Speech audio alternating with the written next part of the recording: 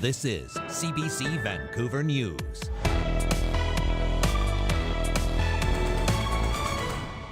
There's a big stack of lumber there, so we had to bring an excavator in.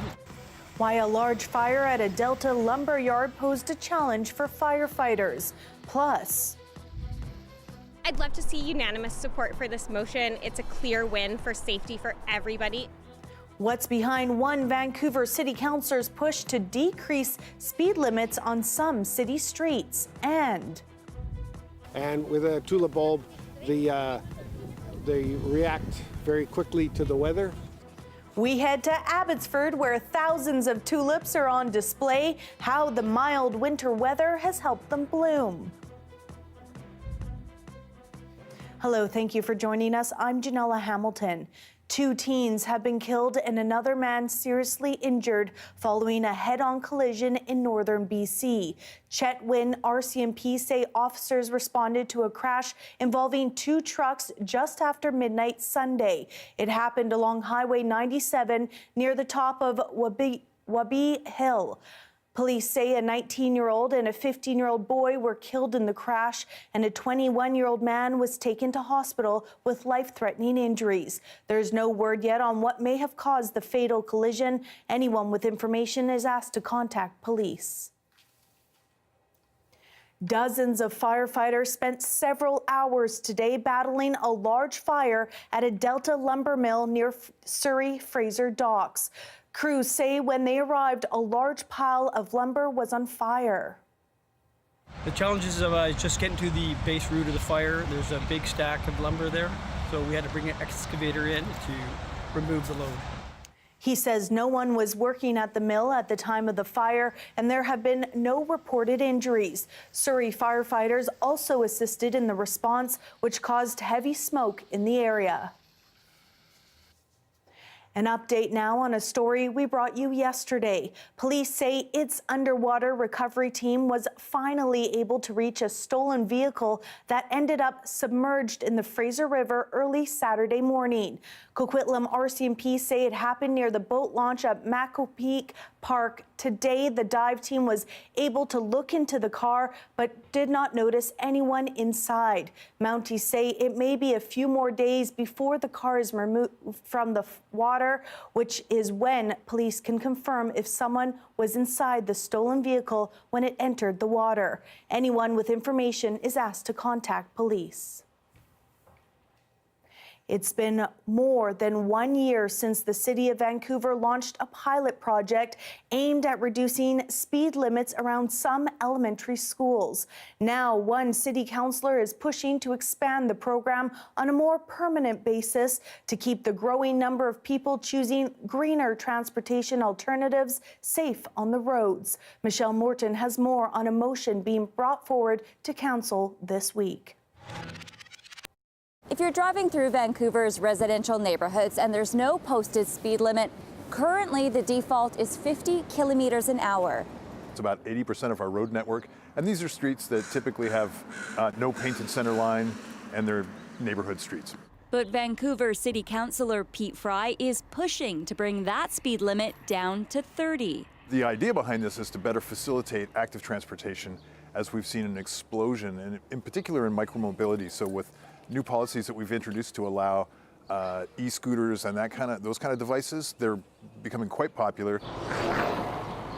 Starting Tuesday, e-scooters will be allowed on all city streets with a posted speed limit of 50 kilometers per hour or less. The next day, Fry will be taking a motion to council with the goal of making roads safer. There's a widely accepted principle called Vision Zero, and it talks about the outcomes for a human being hit by a vehicle traveling at 50 kilometers an hour, which is the default speed limit, where the survivability rate is quite low, versus if they were hit by a vehicle traveling at 30 kilometers an hour. Traffic safety advocates are applauding Fry's motion. I'd love to see unanimous support for this motion. It's a clear win for safety for everybody in the city, right? Nobody wants to hurt somebody in their car and nobody wants to get hurt. I feel like the driver here has to be very, very aware, and there's a lot on their shoulders. So maybe going to 30 might be even better for them. But we, as cyclists, we also have to be responsible too. Overall, broadly supportive. I think anything that promotes like broader cultural understanding of the different participants on the road is a positive aspect on my end. I think a 30 zone, I don't know if that makes it safer, to be honest, because people generally don't abide by them. Also part of Fry's motion is the push for more infrastructure and upgrades to enhance road safety and reduce the chance of collisions. Fry says he'll be directing staff to look at how much it would cost to make these changes and at how other jurisdictions like the City of Victoria work to reduce speed limits to 30. Michelle Morton, CBC News, Vancouver.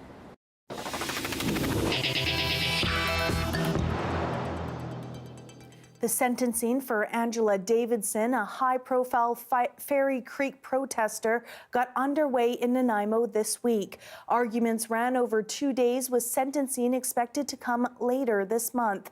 Claire Palmer was outside the courthouse Thursday, getting the latest from Davidson's lawyer.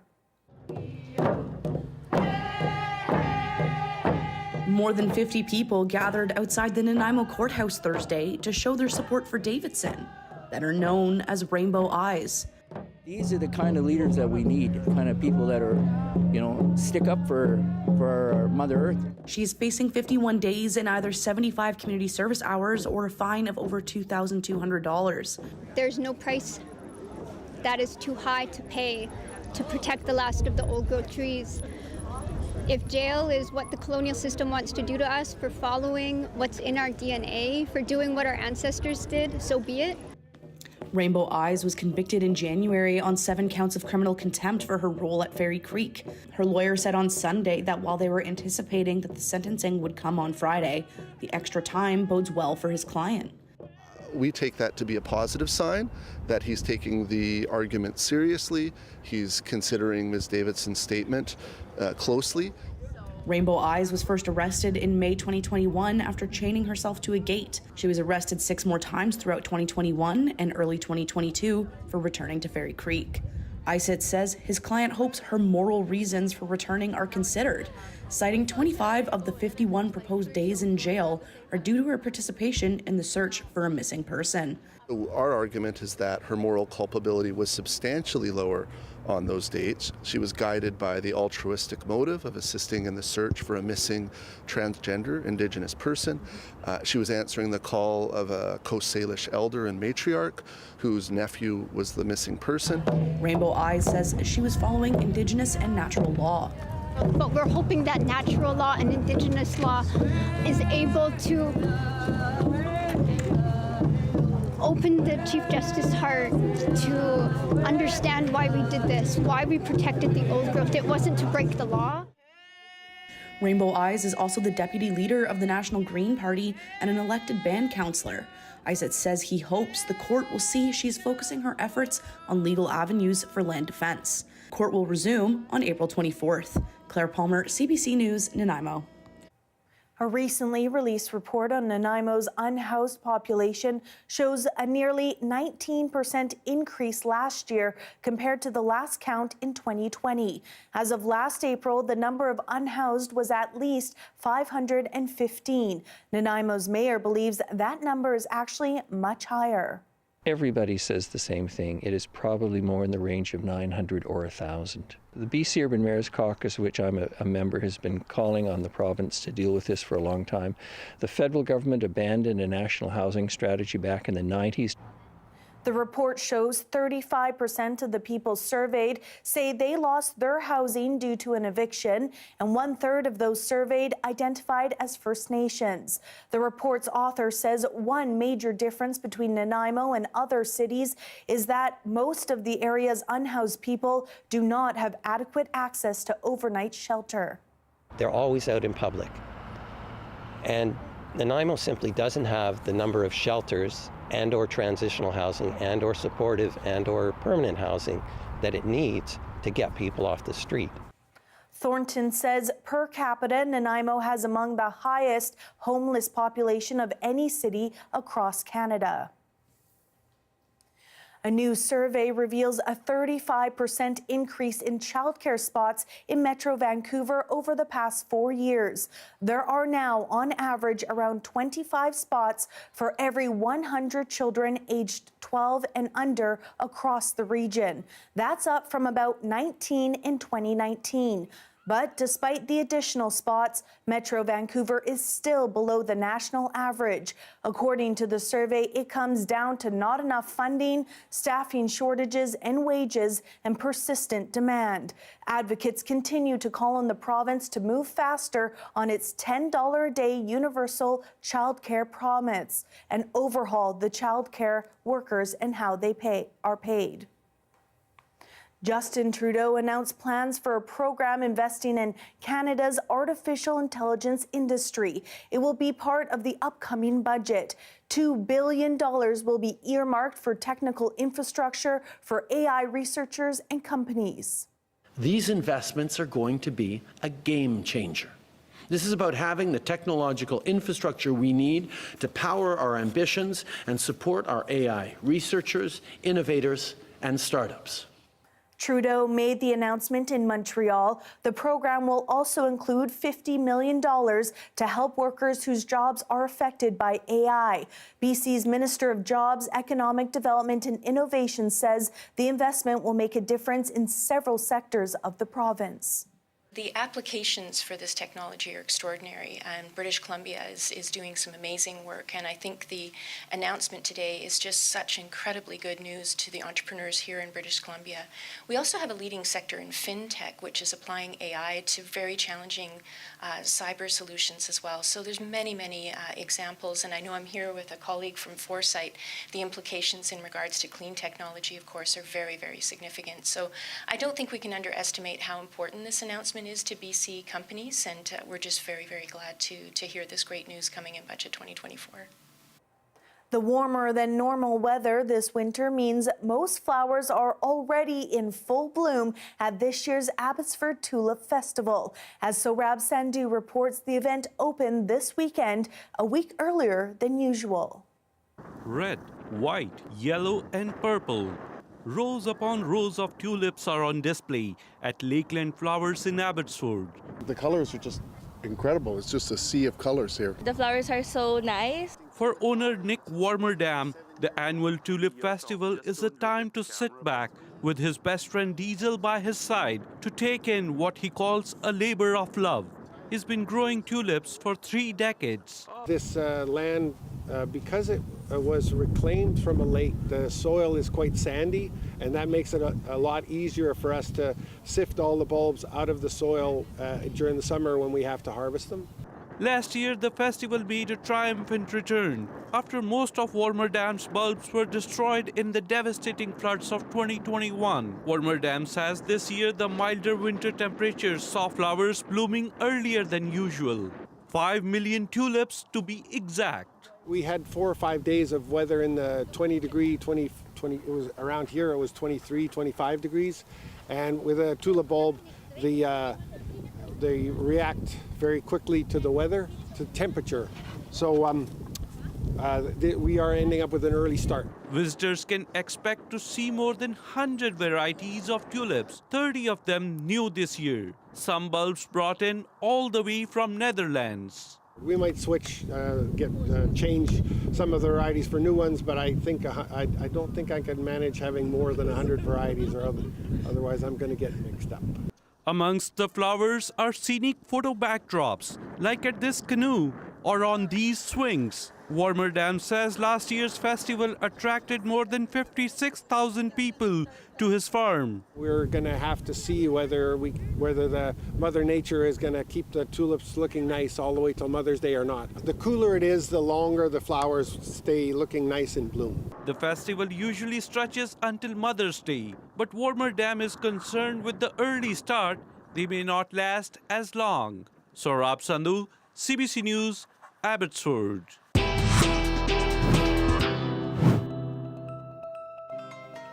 Could you imagine finding a real-life message in a bottle? After the break, we bring you a heartwarming story that connects people from across the world. Stay with us.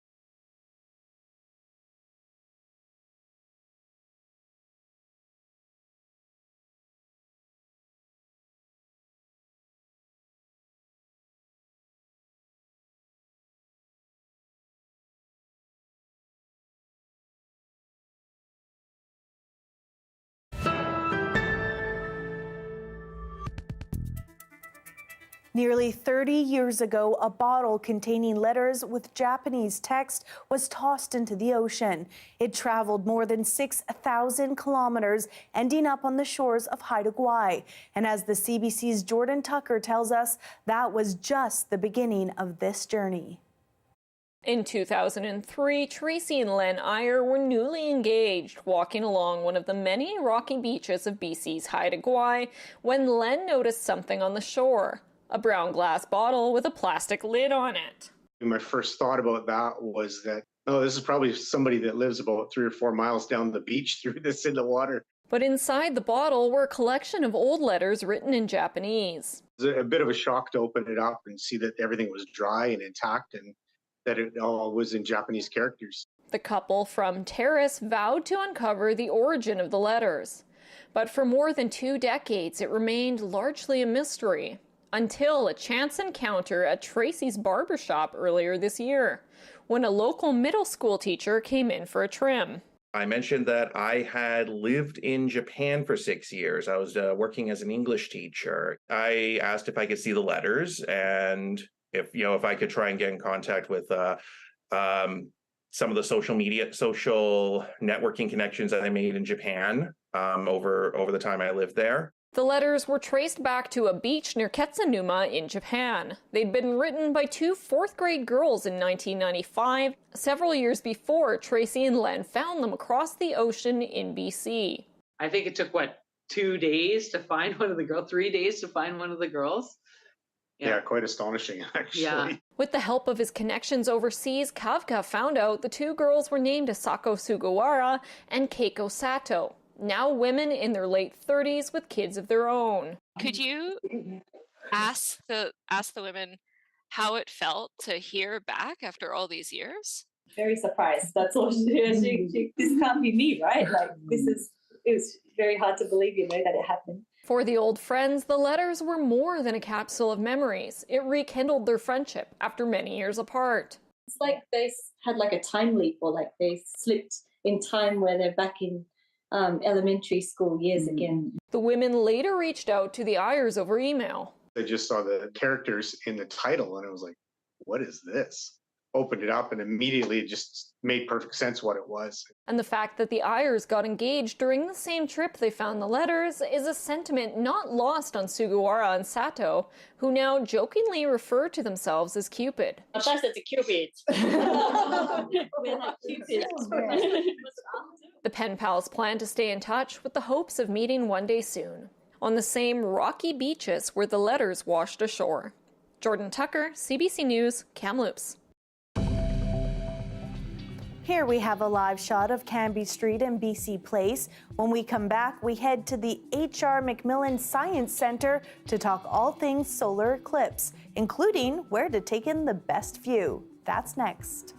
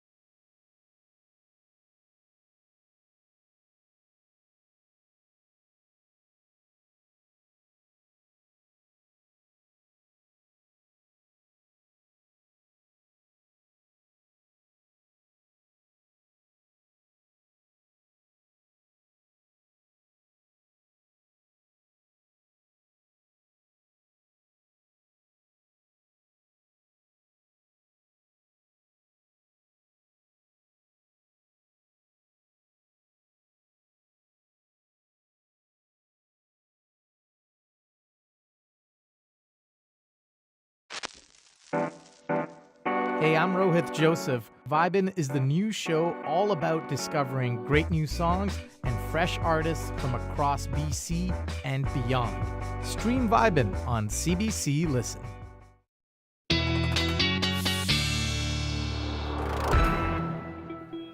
All right, it is time now to look at our full forecast. Let's begin with our precipitation forecast. We can see that green coming in, which means there is some rain on the way for parts of the island, specifically Tofino. We're going to see some scattered rain in Vancouver and in Victoria, rather. And that precipitation is going to look like more like mixed conditions for the northern areas. Moving forward to tomorrow's forecast, we can see those mixed flurries. Dease Lake with a high of 5 for tomorrow. Williams Lake with a high of 10 and some snow for tomorrow. 10 is a high for Victoria tomorrow, and in Whistler, a high of 5 for tomorrow. And here in Metro Vancouver, we are going to see precipitation and a chance of showers tomorrow with a high of 9. That's going to clear up with a high of 13 for Tuesday and Wednesday. That rain is going to come back on Thursday with a high of 11, staying relatively the same for Friday. Well, while parts of Ontario, Quebec, and the Maritimes are preparing for a rare opportunity to view a total solar eclipse on Monday, here in Metro Vancouver, if the weather allows, sky watchers could catch a glimpse of a partial eclipse in the morning between 10:45 and 12:15, either from home or at the H.R. MacMillan Space Center's viewing party. My name is Matthew Simone. I'm the head interpreter at the H.R. MacMillan Space Center. We're at the observatory of the H.R. MacMillan Space Center called the Gordon Southam Observatory. And on Monday, we're going to be viewing a total solar eclipse. So on Monday, the moon is passing in front of the sun, and from some vantage points on the Earth's surface, you'll actually be able to stand in the shadow of the moon, mainly in eastern Canada. So in our part of the country, we're not going to get that full totality effect where we're standing in the moon's shadow. We're going to get 17% coverage, but we're inviting people to come out on Monday. We're going to be starting earlier, but around 11 o'clock, the moon will begin to cover the sun, and we'll be able to see kind of like a chunk taken out of the sun. It's going to look kind of like Pac-Man floating up in the sky. So for people that are coming out here, we've got solar eclipse glasses that'll protect your eyes from being able to look at the sun so you can actually see the moon passing in front. We'll be mainly outside, right in front of the planetarium, all kind of looking up. We're hoping for good weather. If it's cloudy, we're also going to be streaming the live view from the NASA feed, where they're going to be standing in the path of totality, be able to see the moon entirely eclipse the sun. So in here, depending on what's going on that day and if we have clear weather, we might have our telescope open. We have 2 telescopes here. One is a reflector, one a refractor. Our tiny refracting telescope that uses lenses at the top has a special solar filter that we can put on front of the telescope so that you can actually see the sun with the eyes just like you would with solar eclipse glasses. So at any time, it's never good to look at the sun. Our sun is this giant nuclear furnace, and it's giving off super bright light and ultraviolet radiation that's ultimately bad for your eyes. And so in order to see it, you do need the solar eclipse glasses, because otherwise the sun is so bright, you're gonna damage your eyes and you probably won't be able to see the moon traversing it anyway. Total solar eclipses are super rare. And so if you're in the path of totality, then those people are gonna be able to stand in the actual shadow of the moon. And why this is wild is that we have a moon that just happens to be the same size as our sun in the sky. And that's like a complete cosmic coincidence. Our moon is way smaller than the sun, but it's close enough, it's such an exacting way that it covers the sun perfectly in the sky. So if you ever do have the opportunity to travel somewhere on the Earth where you can stand in the moon's shadow and see the atmosphere of the sun's corona with the naked eye, not only is it a rare event for our planet, it might actually be like a rare event in the universe. We don't know how many places have a moon that perfectly covers their sun like ours does. So, I sometimes get asked, like, do aliens visit Earth? We don't have any evidence of that. But if they did, I would argue they would be as tourists to go see a total solar eclipse. So from here, we're not going to get totality, but if in your lifetime you get a chance to go, absolutely you should do it. That is your late news for this Sunday. Thank you so much for joining us tonight. For news anytime, visit our website, cbc.ca/BC. Your next local news is on the early edition on CBC Radio 1. That starts tomorrow morning at 5:30. Have a great night.